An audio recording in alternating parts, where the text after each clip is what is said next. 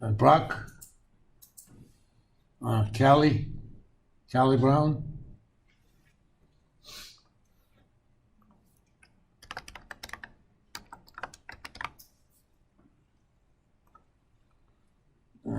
Grant's here, Laura. Well,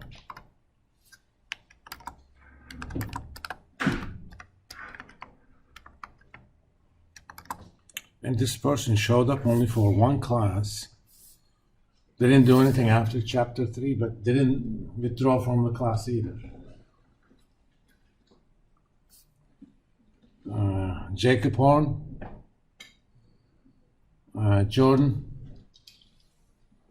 Reese here, Mendes here, Avery's gonna be a little bit late, Emily.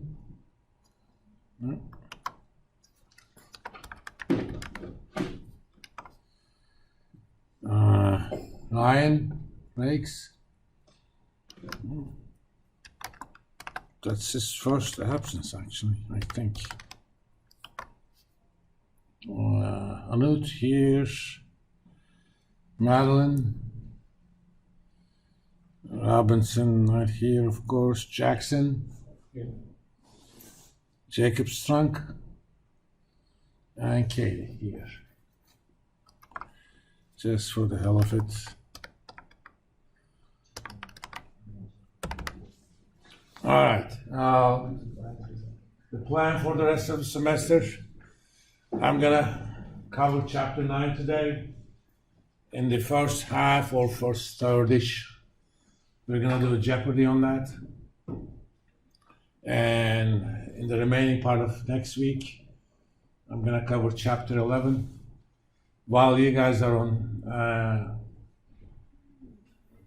Thanksgiving vacation or before that, I'll do a video lecture on chapter 12. So chapter 9, and there won't be any more homeworks after this. Chapter 9 quiz is going to be posted today. You'll have till next Friday after Thanksgiving. And then 11 and 12 till the end of finals period. And as you know, there is no final exam. So once we leave next Monday, except these two guys, you don't have to see me anymore.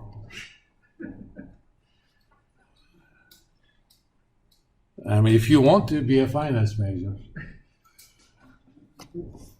and trust me, some of you would do much better, especially if you're a general business major. I strongly recommend that you pick a specialization. Obviously, I'm biased. I would say it should be finance, but pick something. All right. Chapter 9 is about project cash flows. If you remember chapter 8, we talked about the criteria to use to evaluate projects, and two things were given. One, the discount rate, and two, the cash flows. In this chapter, we're going to figure out where those cash flows should come. And basically, chapter 11 and 12 combined effectively allows us to figure out what the discount rate should be.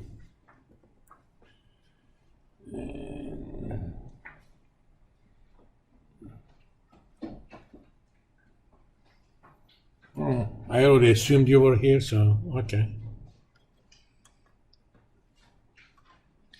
All right.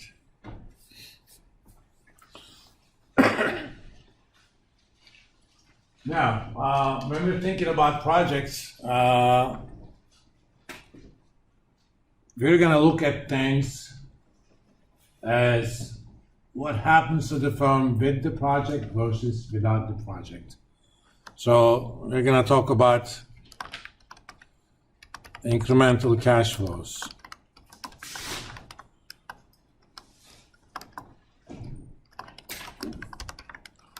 Cash flows to the firm, and the concept we use is cash flow from assets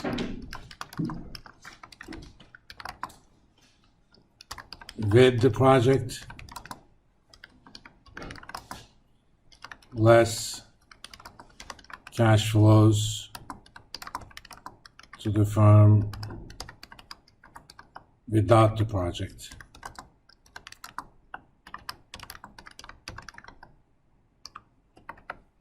That actually allows us to figure out whether certain things are relevant or not. Another principle we're going to use is standalone principle. We're going to think of the project as kind of a separate entity from the firm.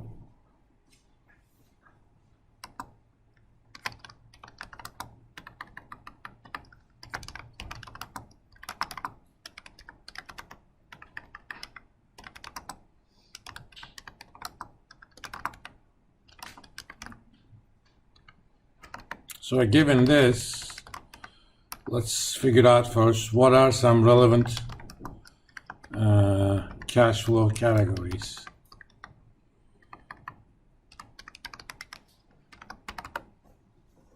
Obviously, certain things are relevant. Sales,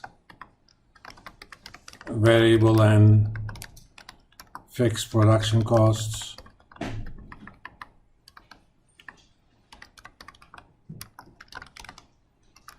Taxes.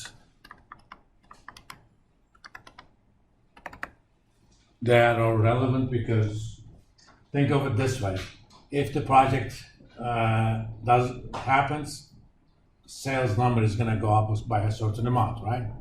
If it doesn't happen, it is what it is. So the difference is the relevant number. Same thing with taxes, variable and fixed production costs. Obviously, these are relevant. You didn't need to be a genius to figure that out. So let's make that an ugly tone of green. Almost teal, dark teal. How about something like sunk costs? Who's going to tell me, if you remember from your econ classes, what do you think a sunk cost is?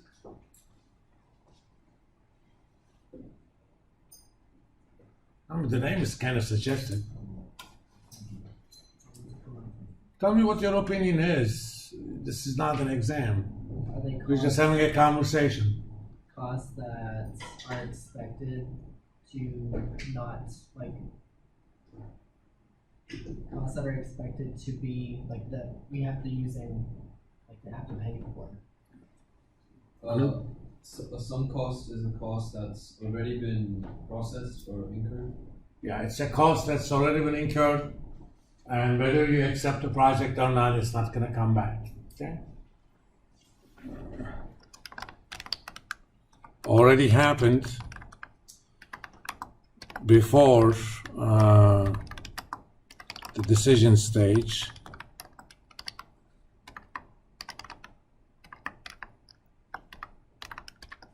Think of project evaluation as two stages. In the first stage, we figure out what those cash flows and discount rates as such are.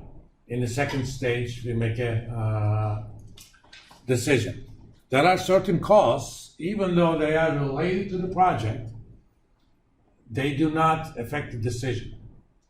The firm is the same whether you accept the project or not, as far as that cost is concerned. Example, suppose you are considering a new product or improvement of a new product. You can make all sorts of calculations with respect to costs, but you need to figure out what sort of demand is out there, right? What's the way to do it? You're going to hire a marketing research company, and they're going to run some sort of surveys for you. And you obviously, marketing research companies are not charities. You're going to pay them. Once you pay them, they do their research. They're going to present a report. Based on those, you're going to make sales projections and other things. But whether I accept the project or not, can I recover that money? The money that I paid to marketing research firm? I mean, it's not like if you don't accept the project, your money is back. There's no such thing. I do the research as a marketing research company. You do whatever you want with that research.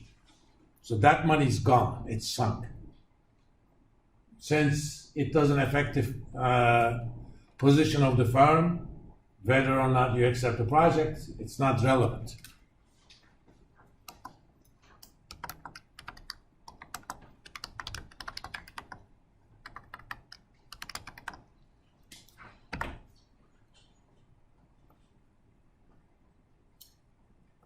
Let's make that red. Okay, how about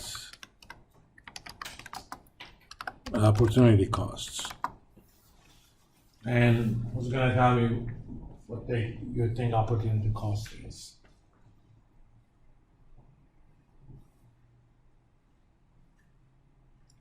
It's what you give up when you choose a different.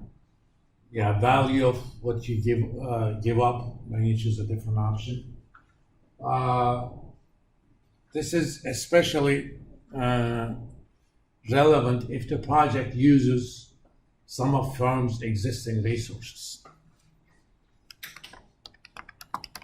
And a project makes use of some existing resources, such as machinery, land, building, etc.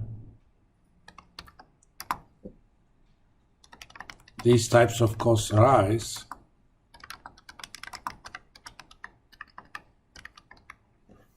even though it's not a cash cost. Suppose your new product requires you to build a factory, okay? And the company already owns a piece of land, and on that land you're going to build your factory. Obviously, the cost to build the factory itself is relevant.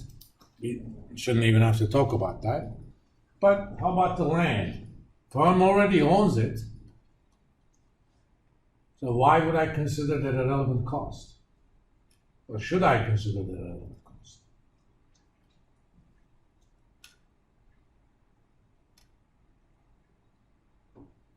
Let's say that land, firm bought it at $10 million, and currently it has a market value of 15.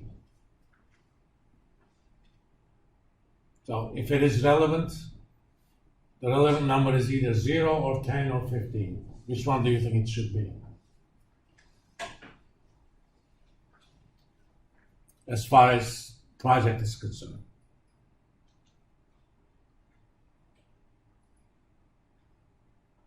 Try to use the standalone principle. Think of the project as a separate entity. So when you use that land, you're effectively buying it from the firm, right? And if the firm doesn't give it to the project, they have an opportunity to sell it in the market. They don't have to, but they could.